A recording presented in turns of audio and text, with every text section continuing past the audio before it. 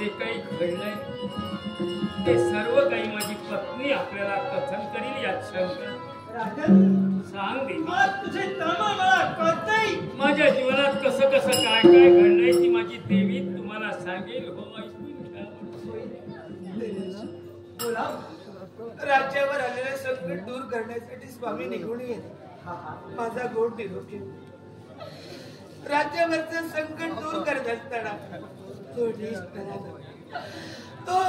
दुराचारी दुष्ट दुराचार्यानं काय केलं? स्वामींचा आणि त्यांचा संघर्ष झाला.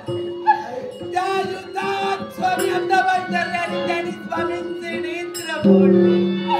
त्या राज्याचे न्यायदेवता नेत्रहीन केले.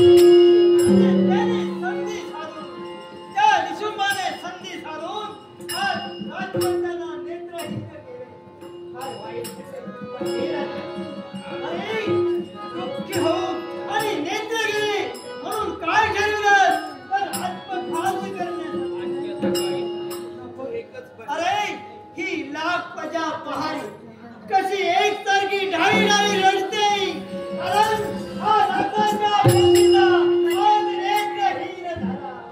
पण हे राजा, अरे चिंता करू नको. कारण आज या लाख जनतेचा तू पोशिंदा आहेस आणि त्यांचं रक्षण करणं तुझं हित होय. आणि त्यासाठी तुला जगायचंय. आणि आज कळू दिनापासून ज्या देवतेची तू भक्ती केली होय ती देवी भगवती माता होय.